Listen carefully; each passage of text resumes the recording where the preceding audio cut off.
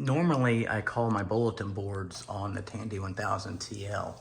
However, I wanted to call some specific Amiga BBSs on my actual Amiga 500, and that's what I'm doing right now,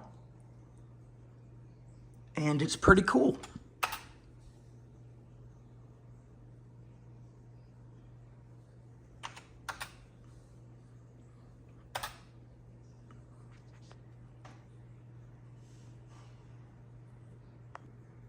Normally, I call my bulletin boards on the Tandy 1000 TL. However, I wanted to call some specific Amiga BBSs on my actual Amiga 500, and that's what I'm doing right now, and it's pretty cool.